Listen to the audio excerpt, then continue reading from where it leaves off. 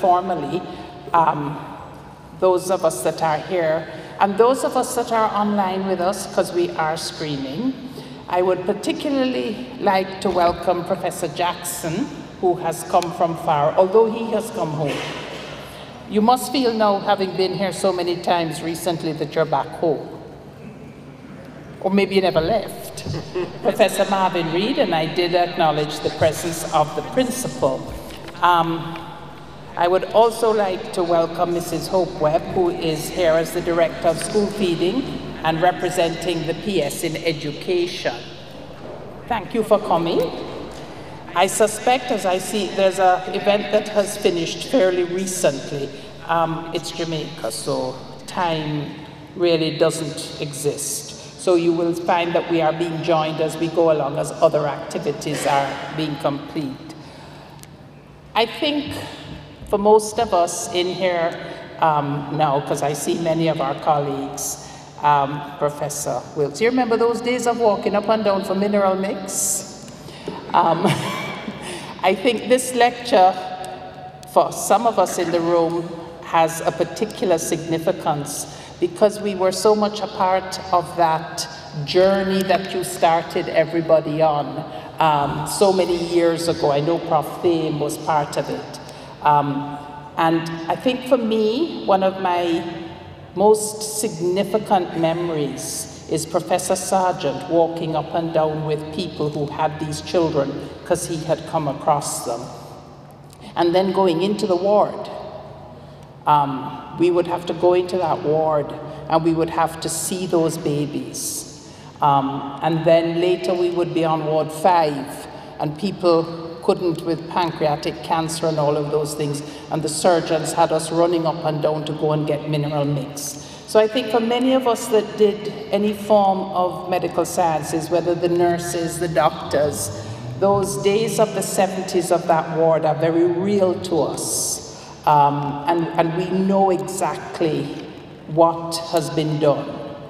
So today's lecture, and Professor Weber will in fact tell you how it came about, is a particularly significant lecture. And I was delighted when as chair I got the WhatsApp. I have Professor Jackson in my office. Would you like him for research day? And I said yes. And it's really so important because as we celebrate what we have achieved, this week is a week of celebration as well of information sharing.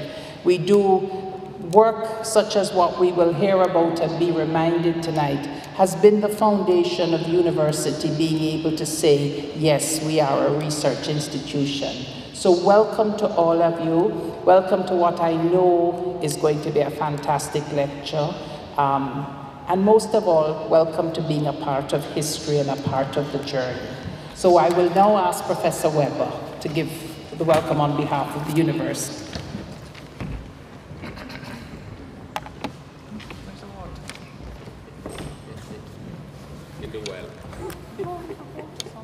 Professor Denise Eldemeyer, our program chair for the season, and our Director of Graduate Studies and Research and Chair of Research Days.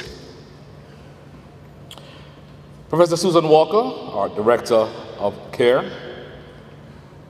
Professor Allan Jackson, former Director of TMRU and our special speaker today.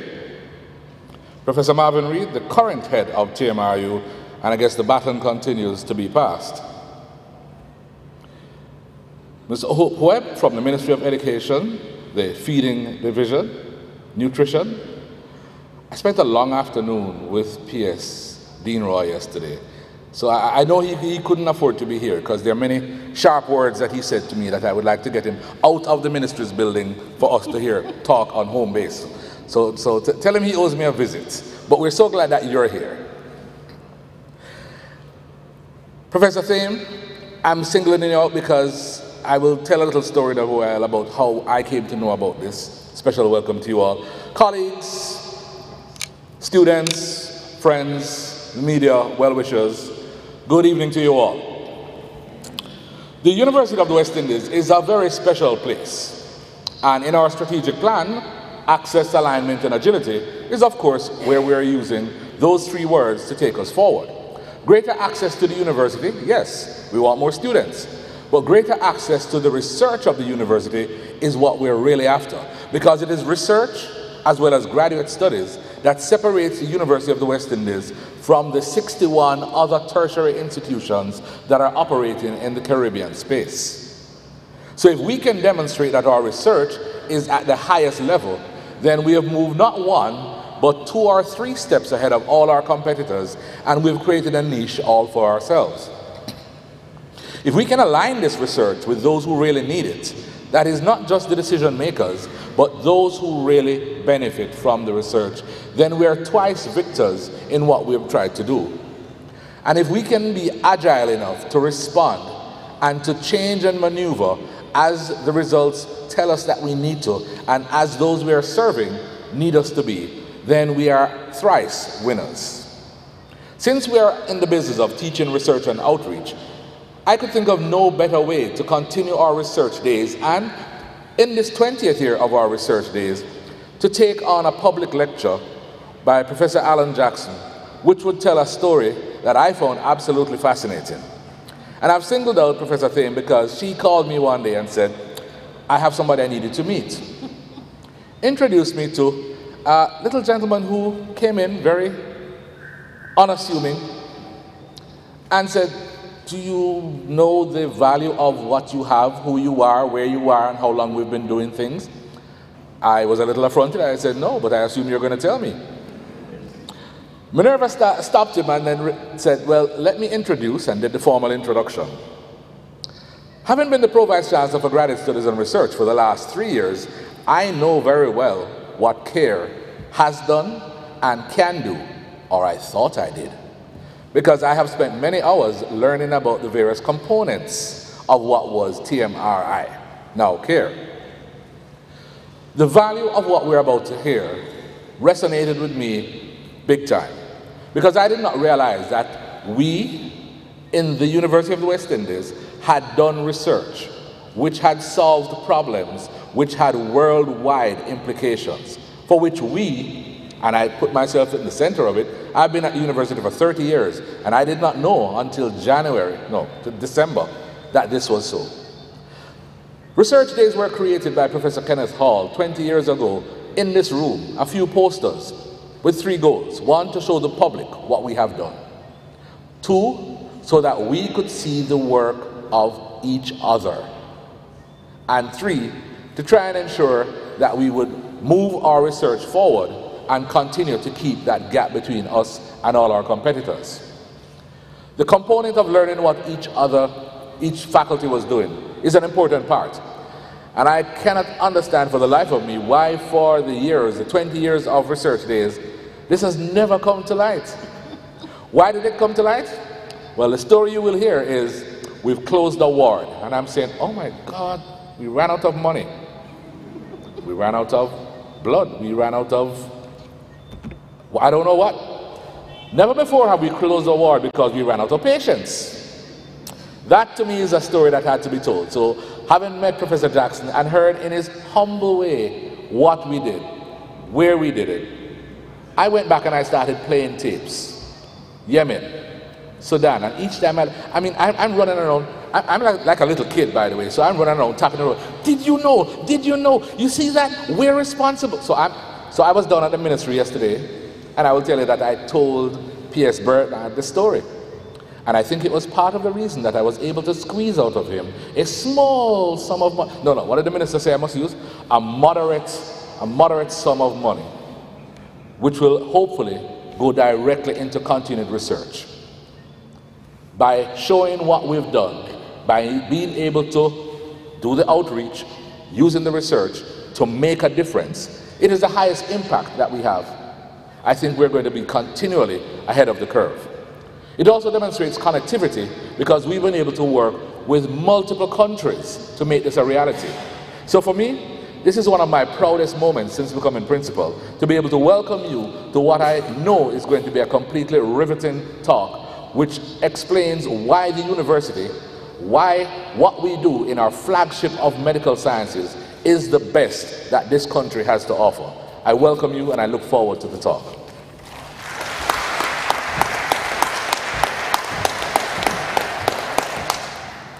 Thank you very much, Principal. Didn't I tell you he's been talking about this non-stop, Minerva, since you did that? I also want to acknowledge the presence of Professor Walker, the now head, who is right here as well. I see Professor Fletcher and Professor Lindo have also joined us, researchers themselves. And we know that Professor Fletcher, by virtue of his profession, has had to use the services of TMRI at times. So, we are going to go through the program. I'm not sure how many people have programs since we did have a few. But it's not the program, it's the speaker that counts. Professor Marvin Reid is now the director of TMRU, and he is going to come to give a few brief remarks and introduce Professor Jackson and tell you the things that none of us have told you about.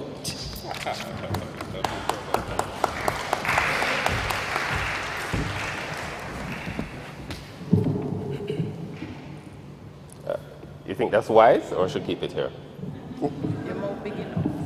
Good evening, everyone.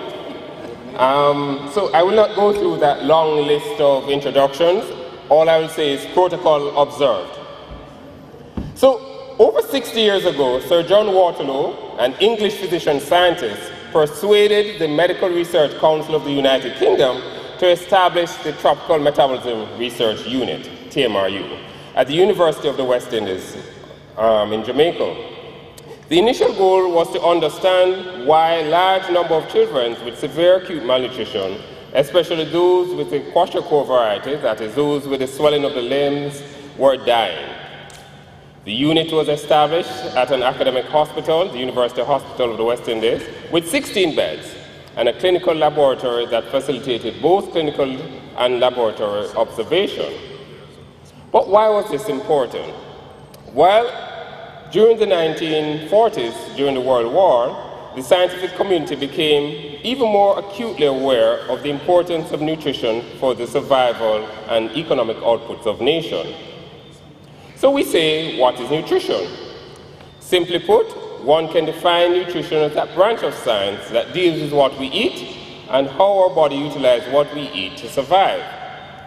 As a science discipline, nutrition makes use of many different types of experiments or observations and measurements to assess the relationship of what we eat to how it is utilized in the body and subsequent outcomes.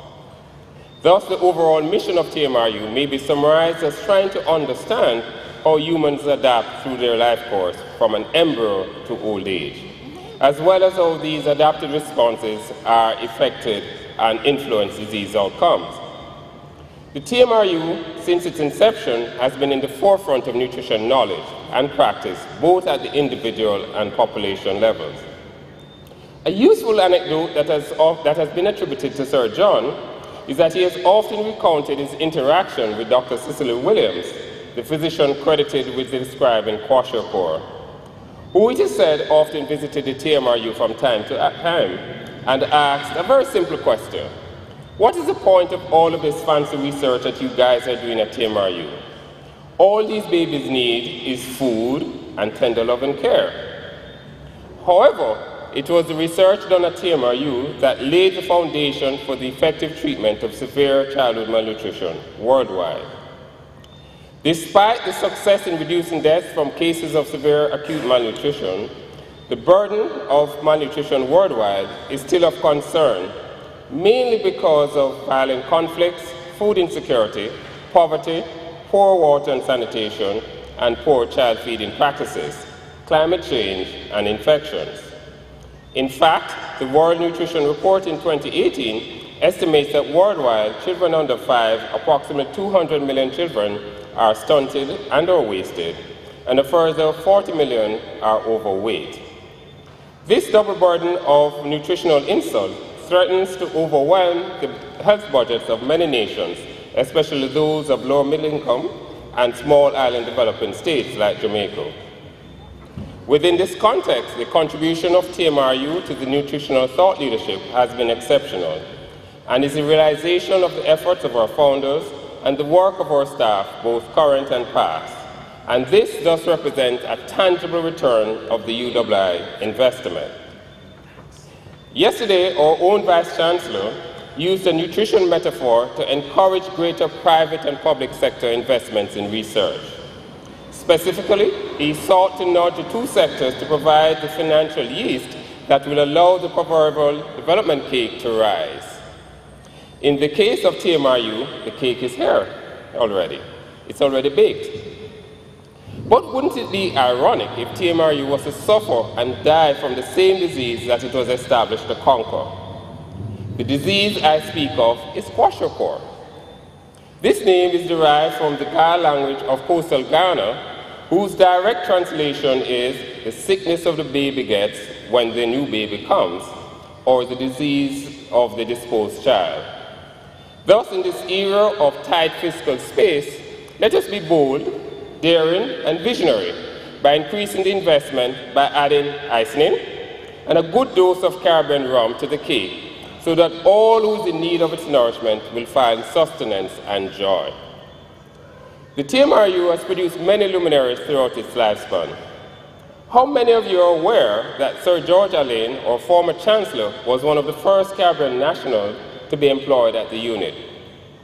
Another TMRU alumnus is Professor Allan Jackson, who will deliver the keynote address and help us understand the contextual achievement of our unit. Professor Jackson is Emeritus Professor of Human Nutrition at the University of Southampton, England. He trained in pediatrics at Cambridge and London. He was the third director of TMRU and the scientific secretary of the Caribbean Commonwealth Medical Research Council, the CCMRC, until 1985, and subsequently served as the external elected member of the Council of CCMRC. As senior advisor to the World Health Organization, he continues to contribute to the guidelines of the treatment of severe malnutrition in childhood and advises on wider nutritional problems related to obesity, pregnancy, and adolescent health. He was the foundation chair to the UK Scientific Advisory Committee on Nutrition, which directly informs policy considerations. He has been the chair of the International Expert Advisor Panel of the World Cancer Research Fund, which reviews the evidence and provides policy advice for their major report on cancer, diet, nutrition, and physical activity. He convenes the International Malnutrition Task Force of the International Union of Nutritional Scientists. Ladies and gentlemen, it's indeed my pleasure to welcome to the podium Professor Allan Jackson, who will guide us through the rest of the program.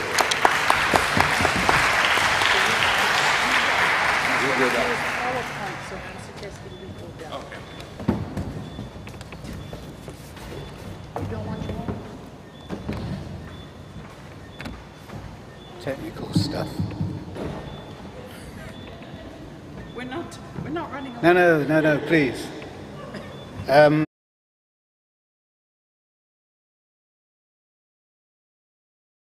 Principal, Professor Weber, Professor Aldemar Shearer, Professor Reid, colleagues, friends,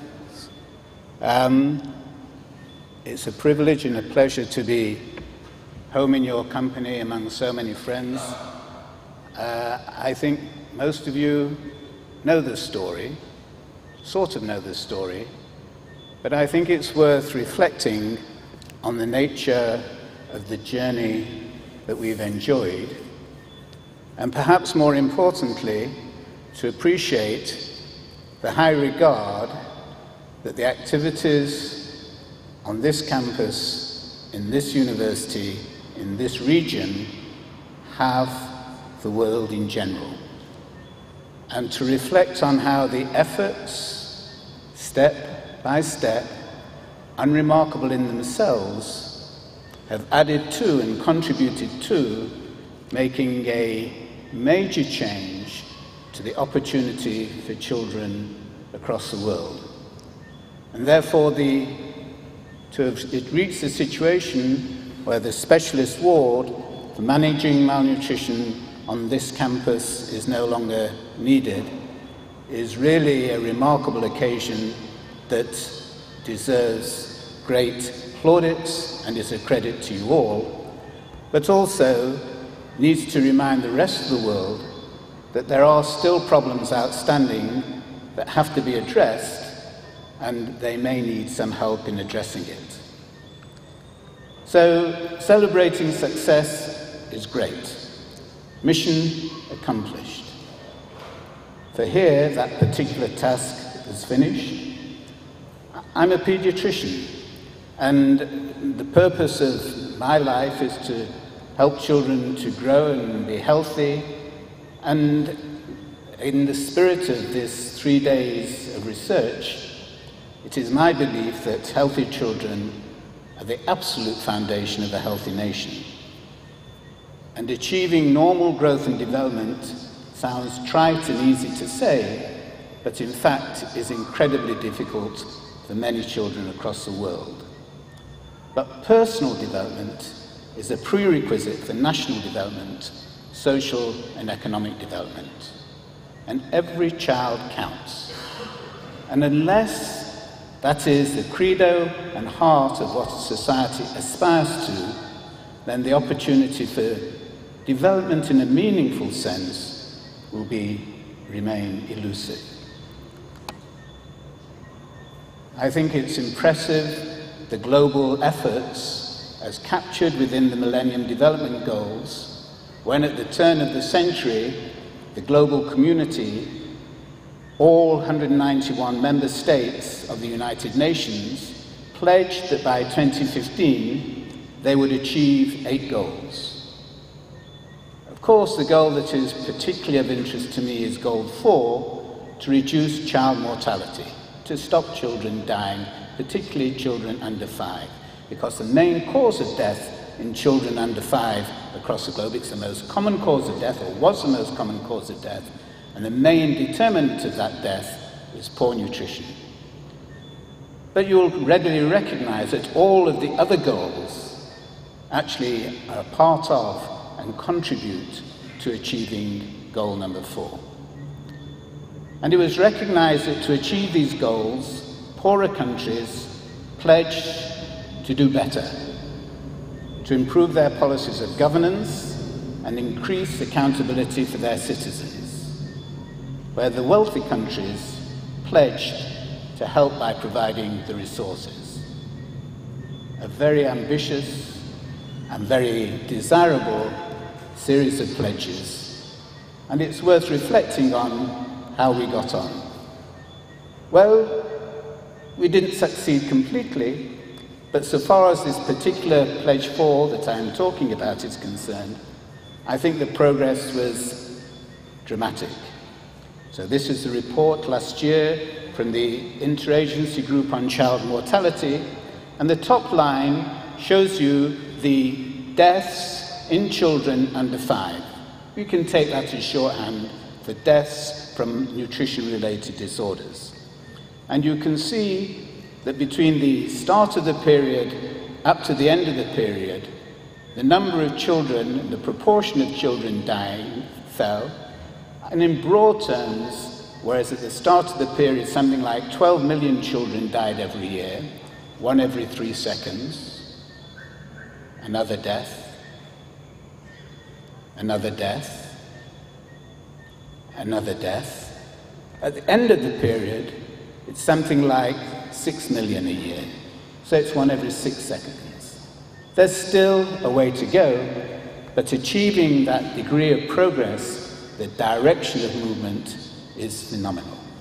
And as every pediatrician knows, it is the direction of travel that's most important, and small steps add up to making a big difference. But there are, and Ban Ki-moon, in looking at this and assessing it, identified the extent to which poverty had been addressed, the extent to which the targets had been reached, the extent to which, particularly in childhood, progress had been made, and that child mortality has been halved, but still more progress was needed. And one of the more important things to take forward was his observation that there is a lack of data that hampers effective policymaking. And sustainable data are needed for sustainable development. And in the spirit of this 3 days, I read data for research. because it is data that enables research, and it's research that generates the data. And as has been said, one part of the issue of getting these mortalities down to zero is that there are still difficult problems in the world. You will know of the terrible experience of the Rohingya refugees and the children banned from Myanmar or Burma, crossing the border into Bangladesh. And colleagues of ours within our international collaboration for managing severe malnutrition were targeted with a challenge with looking after these children. And last week I heard that they occupy the refugee camp is a city of 1 million people. And the government of Bangladesh, one of the poorest countries in the world, provides the resources to look after those 1 million people. And it is done efficiently because they apply the guidelines that have been developed for looking after severely malnourished children, which enables them to be efficient and effective in that process. It is much harder in Yemen, because in Yemen, the organizational structures for looking after and delivering care are much more difficult. But all of the international agencies in humanitarian care, be it Médecins Sans Frontières, Oxfam, CARE, Save the Children, Red Cross, all of them use the same principles for managing these children, because these principles have been shown to save lives and maximize the opportunity for recovery. It's difficult to take pride in such horrible circumstances, but I think we ought to take pride of the nature of the contribution that this university has made to addressing this problem. The colleagues who work in Bangladesh are part of our international collaboration, and this is Shima, a friend of mine from Bangladesh, and you see that Shima looks no different to the Rohingya children or the children from Yemen. She's 2 years old, and she's the shape and the size of a baby of 1 month old. And part of the problem is that patients like this present to doctors, and doctors are very well intentioned and very well trained, and they look at this patient and they make a diagnosis of TB. TB, HIV, some form of infection. And they're not wrong, because she has TB. But if she's treated as TB, then she's got a 50% chance of dying. There is another way of looking at Shima, and that's to view her through a nutrition lens, and to take the principles, the care and management of malnourished children as developed and offered to the globe by WHO and UNICEF.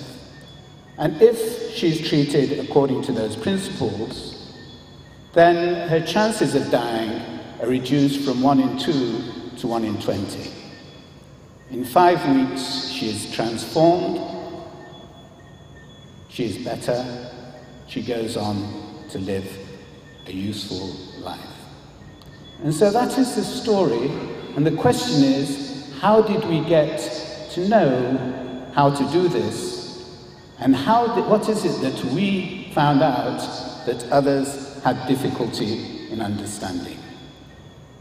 As Marvin said, the story starts in the post-war years when John Waterlow was sent to look at the nutritional state of children in this region because of the privations of the Second World War.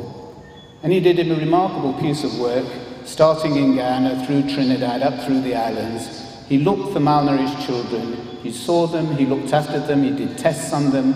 When they died, he did post-mortems. And he wrote this monograph, Fatty Liver Disease in Infants in the British West Indies. And in that, he tells you almost everything you need to know about the pathology of malnutrition.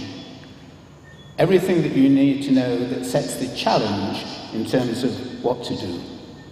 And he prevailed upon the Medical Research Council to set up a research facility within a university on a hospital site here where we are. It was chosen specifically because Jamaica has a remarkable history of achieving great health gains at least cost, the so-called Jamaica Paradox. And so there is something about the society which makes it sensitive to receiving understanding. But a new university, which he'd aspired to be, in 1948 he applied to be Professor of Physiology, and he was told in no uncertain terms to go and find a proper job, and he went to West Africa. He didn't find that so conducive. So he came back and set up a little ward at Kingston Public Hospital. On the balcony of the children's ward, Dr. Wedderburn gave him 2 beds and he started doing his studies. And clearly when there was a proper hospital built on the university site, it was the perfect place to be. Very, very unusual for the MRC to put a research facility on a hospital site. Very unusual for them to agree to do this. But he clearly was a very persuasive person. And the problems that he sought to challenge are no different to Shima, no different to Rohingya, no different to what is happening in Yemen and South Sudan. Malnourished children world over look the same. And in real terms, they're some of the most difficult cases to manage.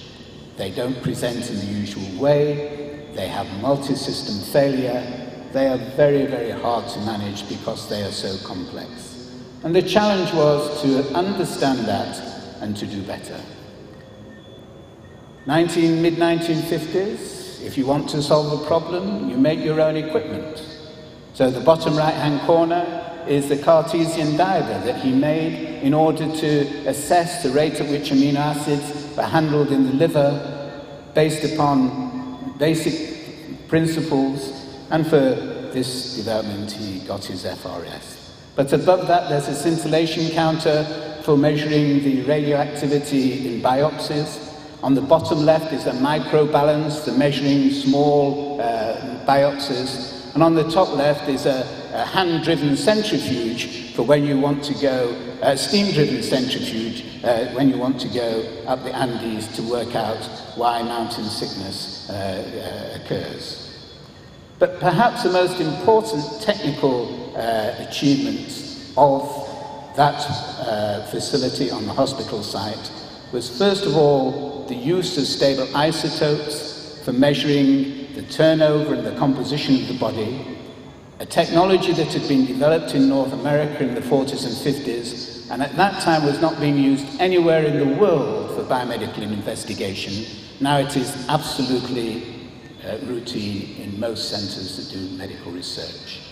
And the application of isotopic methodology enabled us to understand how the body changed without food, how it accommodated, how it adapted, and the risk that represented for their health. He also built a whole body counter, never been done anywhere in the world, never been done for children, so that he could measure the amount of naturally occurring radioactivity in the body in order to assess the extent to which the cells of the body were no longer functioning appropriately. And it wasn't just for interest that these measurements were made. The results were applied in practice to the children on the ward down the corridor from the laboratory. And this slide shows you the progressive reduction in mortality from its inception over the years. And you will see that the very earliest effects were associated with the measurement of total body potassium, the demonstration of potassium deficiency, and the supplementation with potassium that saved lives and still saves lives. That, together with magnesium, was probably the single most important intervention most overlooked by clinicians the world over. Later on, other interventions were explored and the treatment modulated accordingly, so that by the end of the 1980s, case fatality on that ward was 0. A remarkable achievement not achieved anywhere else.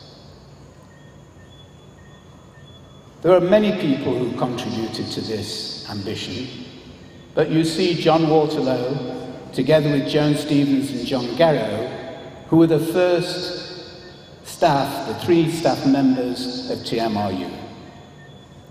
Joan Stevens, a biochemist doing clever biochemical work, John Garrow, the person who did all the body potassium work and body composition. And then, of course, on the far left, there's Sir George Alleyne, who did the outstanding work on physiology, particularly the physiology of the kidney, and worked out the whole issue of what was required in terms of potassium. And then David P. Koo, who ran the mass spectrometer, did the stabilized isotope work, worked out the body composition, was the first person to start to introduce dynamic measures to assess how the body was working and where the critical points of interaction were that limited the activity. And so that was in 1980, at the time when mortality had got down to 0. And David P. Koo was invited to chair the World Health Organization expert committee that produced the WHO treatment manual, the guidance for treating severe malnutrition. Essentially, the manual that had been developed in TMRU for worldwide use.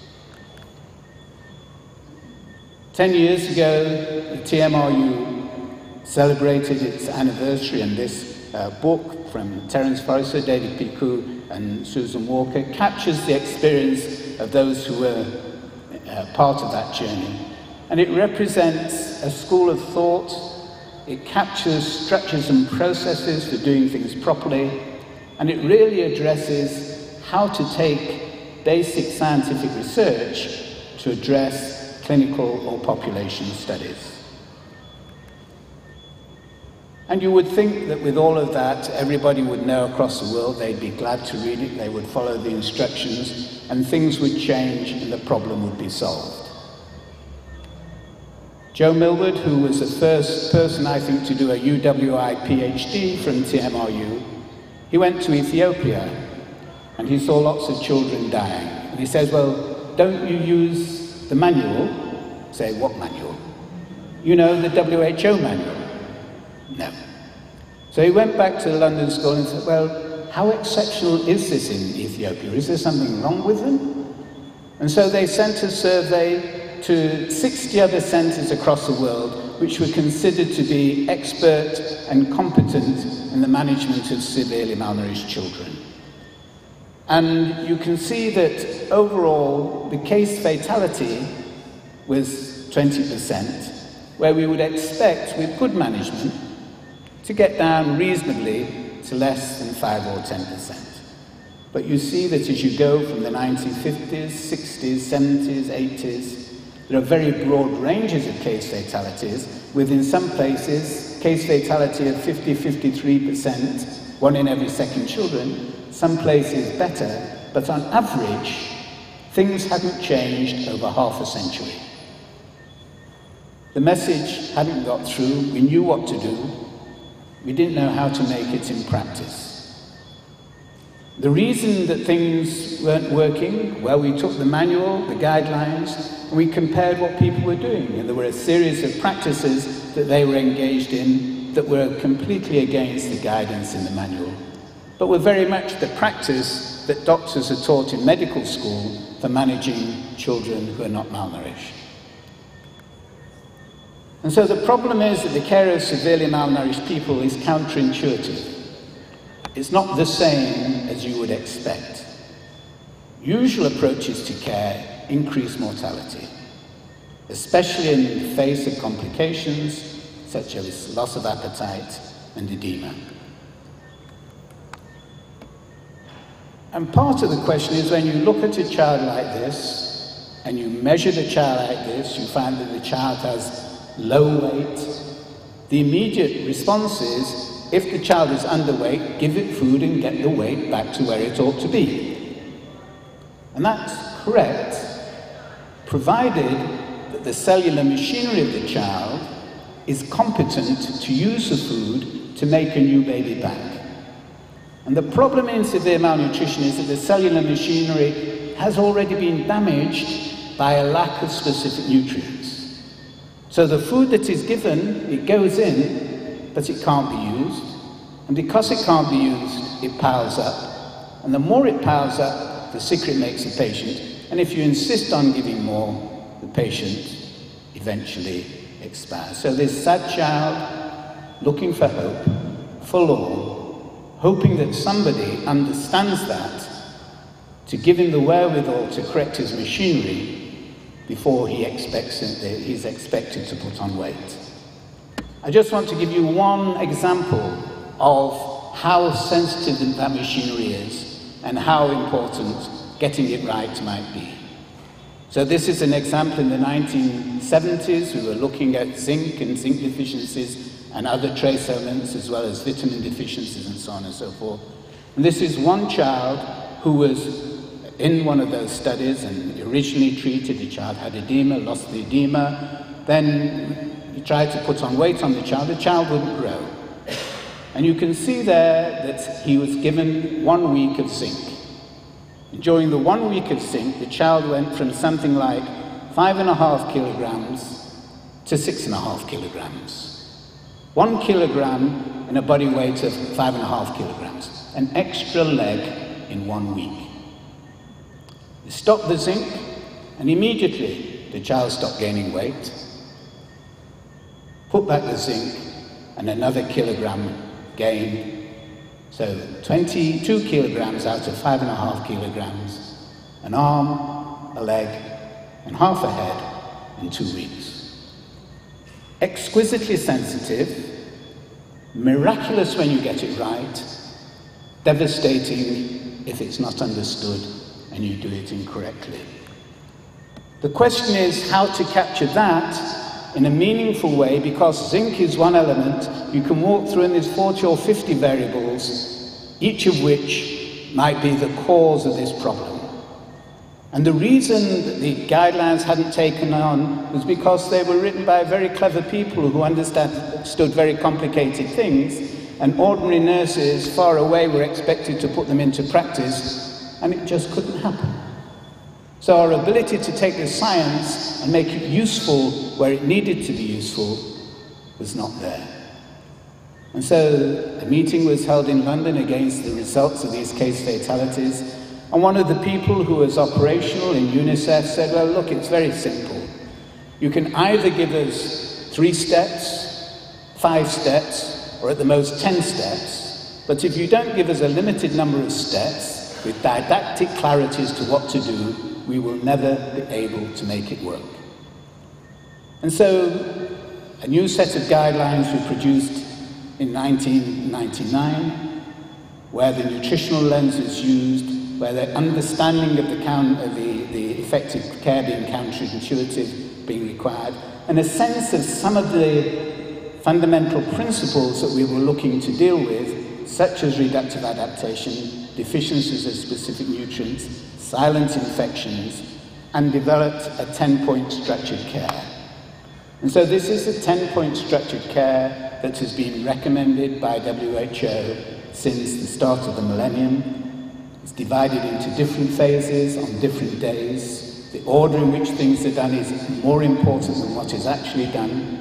In the initial days, you have to save the child from acute life-threatening problems.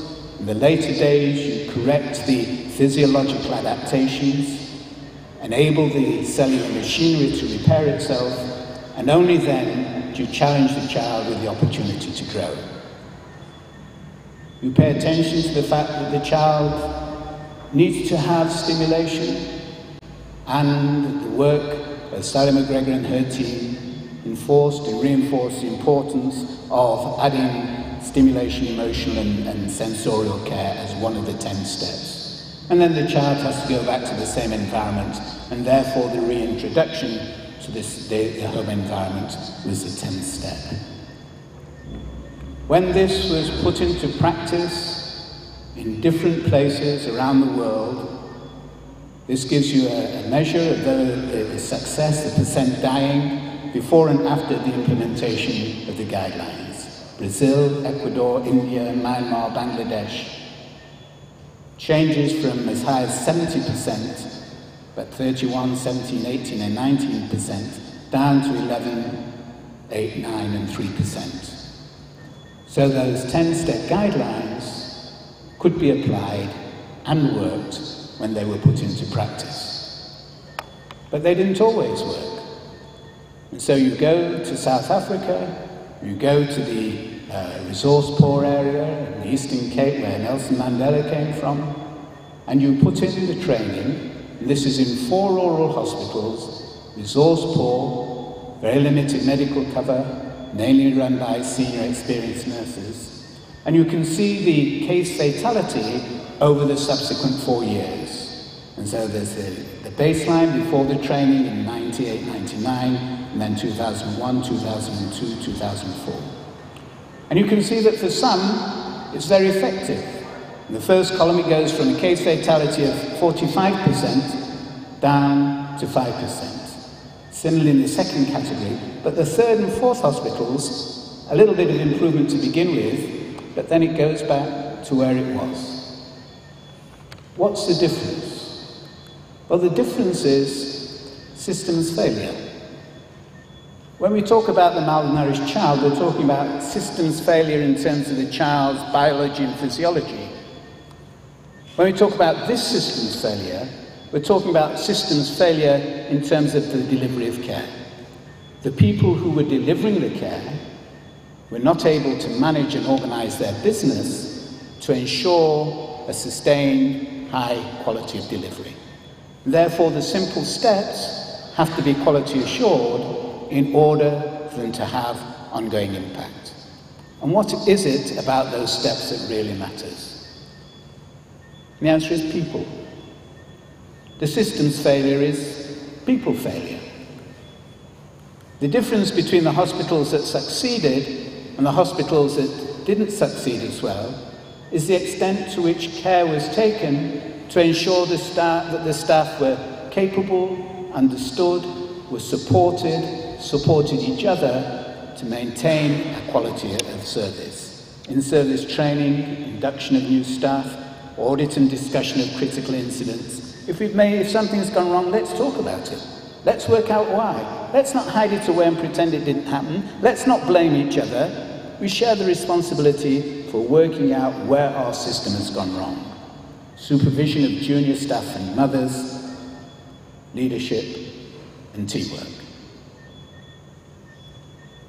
The most difficult cases cured using simple rules, providing people organize themselves to look after each other.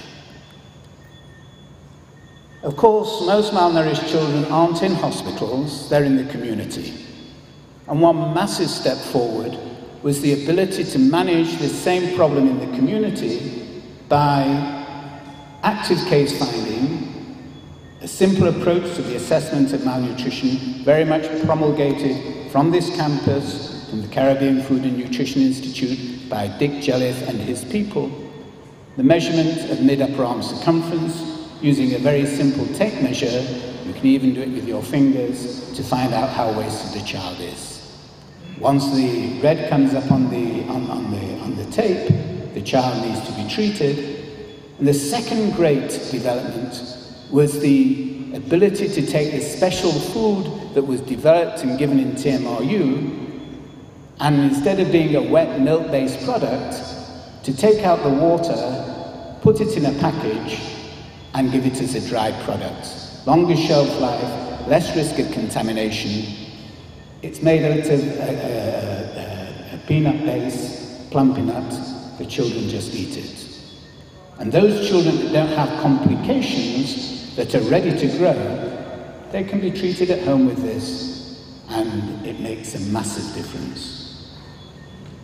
Of course, repairing the body is one thing, but the quality of life that the children enjoy is an even more important thing. And the great concern is the extent to which there have been scars, particularly scars on the brain, that constrain neurocognitive development. Sally Ramsey-McGregor with Sue Walker and their team, a number of whom are here tonight, justly proud of really groundbreaking research. At the time, people didn't think proper research in this area could be done as a randomized controlled trial. And one of the benefits in being with rather awkward people in a metabolic unit with some fierce arguments and discussions was that they were challenged to do it as a randomized controlled trial. The first thing is that Sally noted that it's not the single episode of malnutrition that gives a problem to the brain. It's a longer-term problem that manifests itself as stunting. And that children who are stunted at 2 years have already lost the ability to learn in school before they get to school. So what's the point in going to school if you've already lost the ability to learn? And an absolute imperative to know if something can be done. And so the study was started, whereby one group of children didn't have any intervention compared to children who weren't stunted. Then the other groups, one had stimulation at home with their mother, the other group had nutritional supplements, and then the final group had both the stimulation and the nutritional supplements. And you can see that the control, they stayed as far behind after 2 years as at the beginning. Those given either stimulation or nutrition improved. They were halfway towards being like the controls. Those who received both improved even more. By the end of the period, they were indistinguishable from the controls. And so this challenge of repairing the opportunity for cognitive development at this early stage was starting to be tackled. The story from then on can be told by the people who are in this room, and one can't help but be impressed by the Jamaica Home Visiting Intervention Study, which has followed these children up through school, through adolescence, to young adulthood, and found that they have substantial personal benefits in terms of their cognition, their opportunities in life, those who received the intervention compared to those who didn't. More important for society, they are better citizens. They are better behaved, they have better aspirations, they make a better society. And then we now have the data from their children, and the benefit has gone to the next generation. I cannot think of any more powerful opportunity for improving the challenges of society than to ensure that every child at the start of life is not afflicted by this constraint. We know what can be done. We should be doing it across the world. And there is gathering momentum, and I know that the team here are involved across the continents in helping to take that to scale. And so that is another, I feel proud. I feel proud to know the people who have done this. I feel proud of the diligence with which they've carried out their work. And I feel proud that they have worked to find a way to make a real difference. It's not easy. It's hard.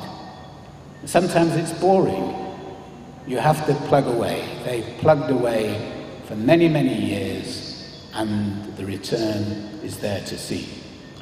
And so what you can see is that the studies on sick children in a highly specialized unit, facility-based care, to work out what was the processes and the mechanisms, have informed how to manage children in the community, so we can manage them at scale, have informed less severe problems of those who are on their way to becoming malnourished, how to correct them, have informed, in fact, what people ought to be eating, what people ought to be growing, what the commerce of food ought to be about, to ensure food security and ensure that the population of the world don't expose themselves to these vulnerabilities.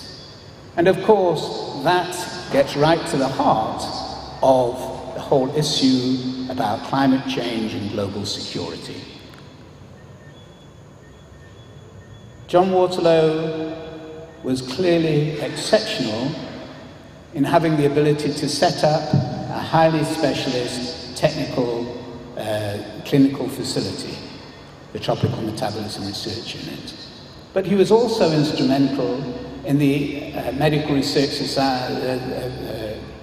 Council setting up the Epidemiology Research Unit for the study of blood pressure, diabetes, and hypertension and heart disease before it became fashionable in the 60s. He was instrumental in setting up the Regional Research Council.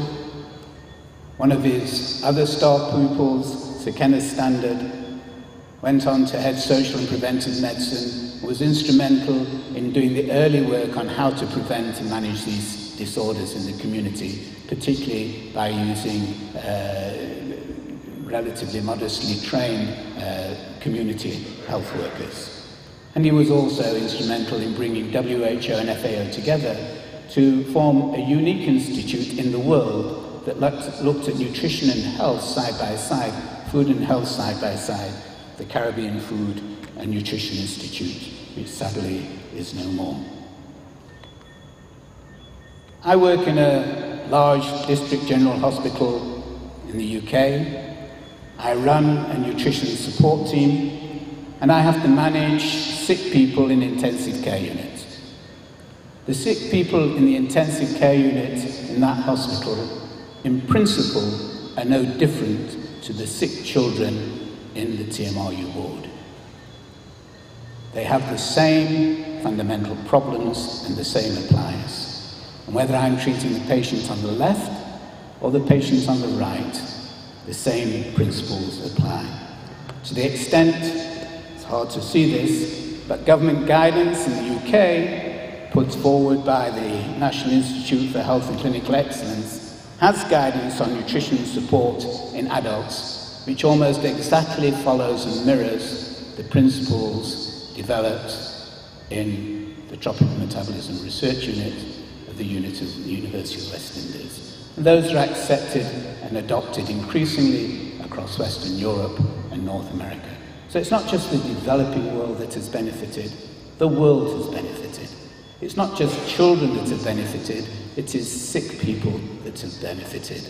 And the value, the return on the investment is not easy to measure. Those of you who walk into the old medical school will know that there is a mural on the wall, the story of the Good Samaritan.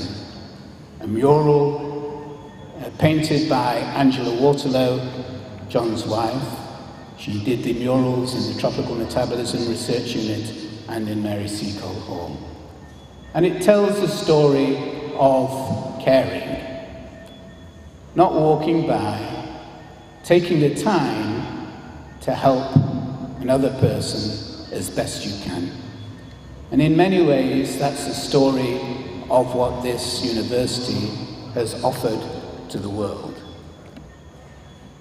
I encapsulate my interpretation of what that is, a school of thought which understood the dynamic nature of the human body, the dynamic tension with which processes are held in balance, and the achievement and the protection of equipoise.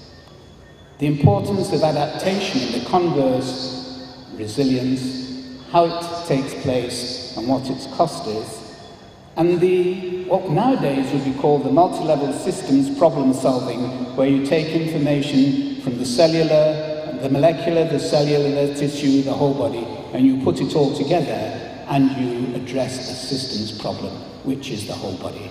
And this is a perfect example of a systems-based problem that can be better addressed through multi-level systems problem solving. So that's the science. And then there's the personal qualities, the aspiration after excellence, intellectual inquiry and creative reflection, the desire to address real problems of practical significance and to take existing technologies and adapt them, state-of-the-art technologies, adapt them to addressing your problems. This had to be one of the remotest places to do the kind of science that was done in TMRU. It did not deter anybody from doing it. If they needed something, they made it. And then there's the other qualities that hold people together. One time I was interested in the word trust, because in the UK we have hospitals that's called trusts. And it's a word that's bandied about, and when you ask people what they mean, they don't often have a very clear answer. But there are aspects of trust that I think come through in this story which are really quite important. The people share, the people mentor each other, the people set high expectations of one another. They don't always get on, but they're working for a common ambition. And therefore, in science, you can only apply honesty, openness, and transparency. That is the heart of science, it's the heart of governance, it's the heart of trust, it's the heart of an efficient organisation. And therefore, the organised application of trust is what brings efficiency, what enables you to do more, better, with less, because you can work together and trust each other. And then there's the operation, what nowadays, I didn't know it was called this, but I learned eventually, the research delivery pipeline, where there is this process where you have discovery research in the laboratory, which is then taken into the clinical space as efficacy research to find out whether it works under the best circumstances. When you then take it into a real-world situation and see if you can get it to work in a real-world situation, effectiveness, and then if you can get it to work in a real-world situation, can you take it to scale so that everybody benefits? Without knowing what a research discovery pipeline was, that's what TMRU did. And they set an example which is, I think, second to none and hard to beat. I thank and congratulate the University of the West Indies for creating the space in which this could happen. I know that it hasn't always been easy. I know that at times it's been very difficult, and I know that there are distinct times when the reality of that institution has been seriously threatened. I appreciate those who had the foresight and the wisdom to protect the opportunities and to create better opportunities going forwards. You will know that the Millennium Development Goals have now been succeeded because of their success by the Sustainable Development Goals, and we've gone from 8 to a number I can't count up to.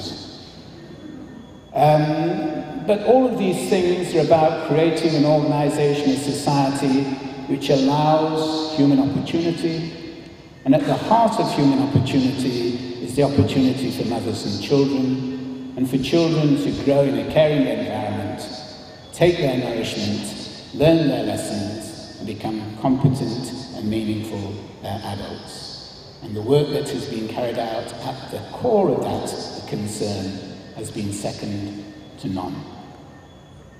I used to say, when I spoke at John Warslow's Festschrift, I used to say to John, I want to thank you on behalf of the children of the Caribbean, because children don't have a voice unless somebody speaks for them. And I thought he deserved to be thanked. Today, I would like to say to the University of the West Indies, thank you on behalf of the children of the world. Thank you very much.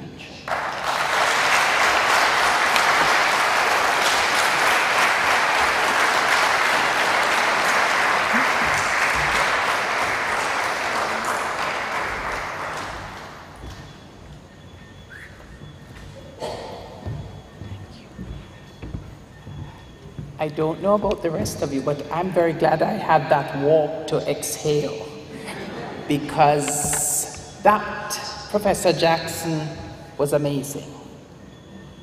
I'm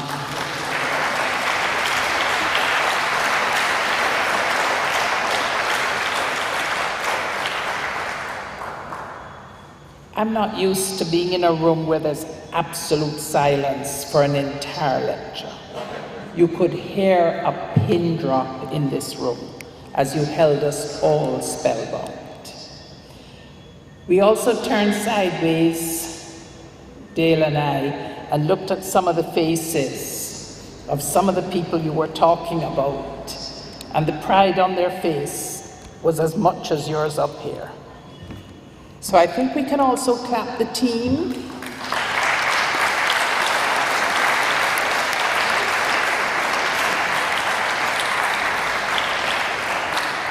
One of the questions that we were asked when we started doing Research Day, or certainly when I started to lead the team, is, so there are all of you, but what comes next? And I think, Allan, as you took us through that journey, you showed us that the what next for care, TMRI, TMRU, call it what you want, because some of us are now confused. It will always be TMRI or TMRU. It's the same, but I think that one of the things that you did tonight, as in so eloquently speaking for the children, is you also reassured those who are not part of that family that you all have left behind a series of people who will continue this work. So you've actually done two things tonight. You've held us in awe, and you've also reassured us. Are there any questions? Yes? No questions? I'm somehow not surprised, because, as I said, I needed that walk up here to breathe and to exhale. But it's not my job to thank him. Yes? Oh, you now have a question. Why? Yes, Wilco? There's a mic, you know, and you don't have Marvin's voice.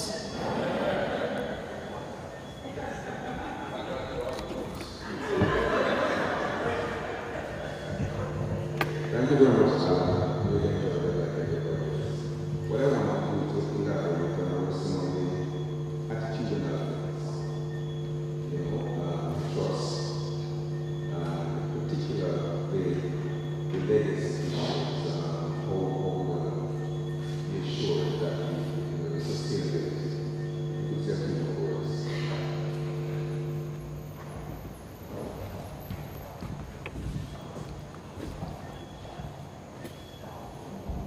I thank you for such a straightforward and easy question, Professor Wilkes. I don't have easy answers to these questions. I think that there is a tension between personal ambition and collegiate ambition, and I think that that tension has become more difficult and more strained in recent years with the choice of metrics that are used to assess personal performance and individual capability. Of course, there are those who know how to play the game and can boost those numbers without any extra effort, and it's a concern that the game can be played. There are attempts to address that, particularly by trying to capture the impact factor. Certainly, many of those are assisted by academics who are uncomfortable in that world. Many years ago, I sat on a committee looking at the research exercise in the United Kingdom, and there was a very, very strong argument for giving extra marks for interdisciplinary activity and interdisciplinary work. And there's all sorts of reasons why that was desirable, but it was blocked by the academics and it didn't get anywhere at all. I think that the thing that is really important in this context, I listened to the Minister yesterday talk about basic research and other kinds of research, and I don't disagree at all with what he had to say. But I think that the thing that is important is that there has to be purpose of research, because most of us are paid out of the public purse, directly or indirectly. We are answerable to the public who pay us out of the public purse. And I think we have a responsibility collectively, if not individually, to show that we deserve the privilege of being paid to do what we enjoy and provide answers that matter for their well-being. I think that that's what this sort of research day is about, to achieve a process whereby that continuity of responsibility is enabled.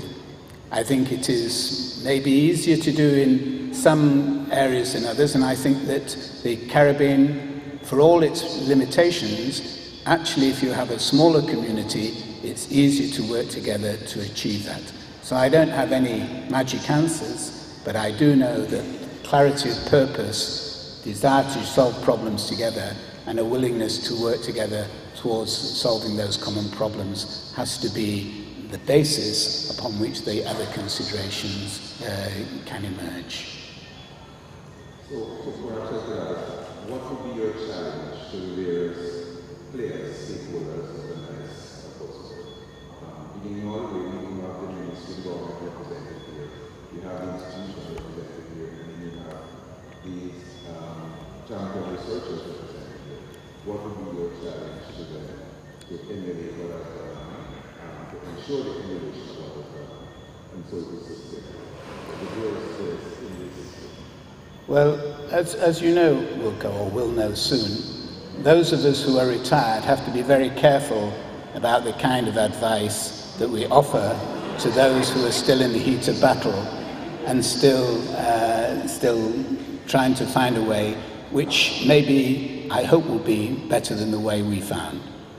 But I think that there are some principles that are important, and I think we were very, very fortunate in this region to have the regional research councils, where the scientists came together, they met formally with the senior people in the academic world, and discussed with the chief medical officers how they could help the chief medical officers address the problems that the chief medical officers thought were important. Now, it may not have been that that was always worked out ideally, but the opportunity to have a clear forum where experiences could be exchanged is second to none. I heard yesterday the minister talk as a mathematician. He talked about information, he talked about knowledge, and then he just threw in understanding. And I think that in the world that we live in, we know now we can generate lots of data, we can generate lots of information, we can generate lots of knowledge, we can go on the web and we can get all the knowledge there is in the world, but that does not give us understanding. What really matters in putting knowledge to good use is the understanding that places that in context. There are odd people who can get understanding locked away in a garret, but for most of us, the understanding comes from interpersonal exchange. I think the limitation of those who aspire after artificial intelligence solving all the world's problems is that artificial intelligence has not yet got to the stage where it can generate understanding. Understanding is a creative activity. It is the creative activity that takes place in a unit such as TMRU, where people of different inclinations, different enthusiasms, different skill sets are forced together, cheek by jowl, to have conversations over coffee. And those conversations, out of those conversations, is the understanding that enables the knowledge to be placed in context to have a use and a purpose. So I think that those opportunities are massively important. I'd like to congratulate the principal on this 3 days, because I see these 3 days as one part of that opportunity for generating understanding. I think that the primary role of a university, there's lots of people can generate knowledge, lots of people can generate information, but the thing that you get in a university above everything else is the opportunity to acquire understanding by interpersonal exchange and interpersonal relationships. And I think the protection of that has to almost be a sacred mission of the university and a sacred example that it illustrates to the rest of society. So I don't have any simple answers, but I know what I would aspire to achieve in order to ensure that those opportunities not only emerge, but are enriched and are made as widely available as possible.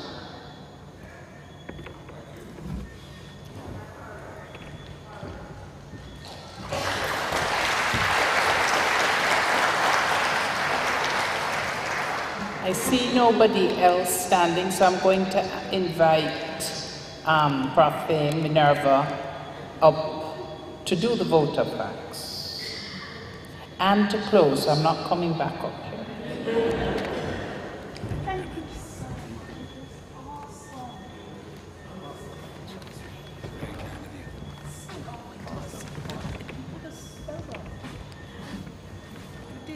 Principal PVC Weber, Director of Graduate Studies and Research, Professor CAIHR, Professor Allan Jackson, who is actually an honorary graduate of the UWI, and I was there to see you get that, and I was happy to see that. Colleagues all, good evening.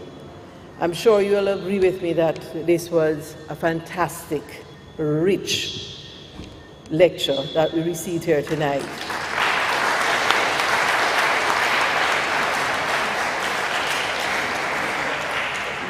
This information that we have been given here tonight, as you see, has not only put Jamaica on the map, but the UWI, the TMRU on the map.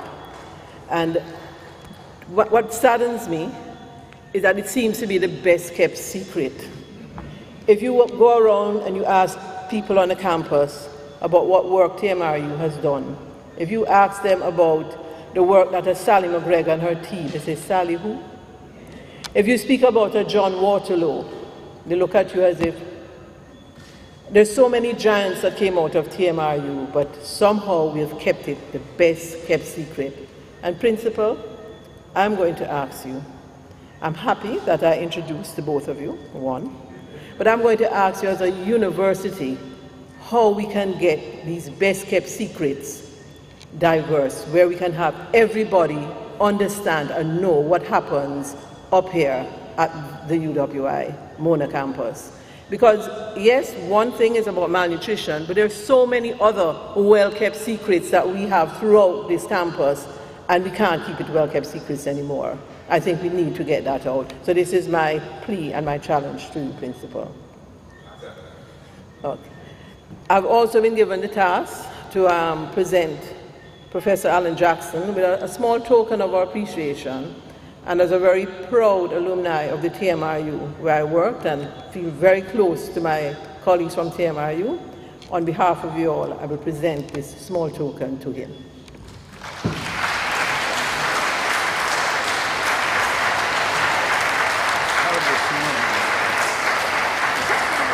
As he says, hardly small. I don't know how he'll get it in the suitcase, but that is for him to figure out. But on behalf of the university, we'd like to give you this, and I again let you know that you did a fantastic lecture. Really good.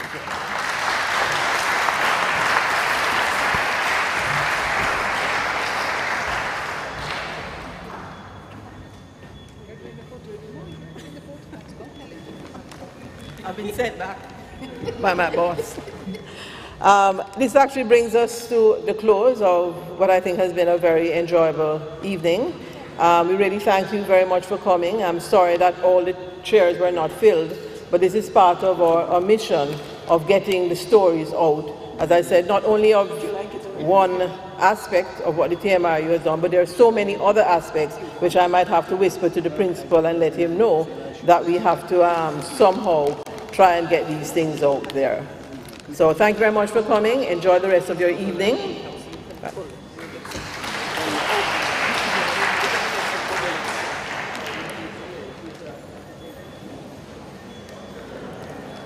Whoever cut this is a very serious cutter. They only have them.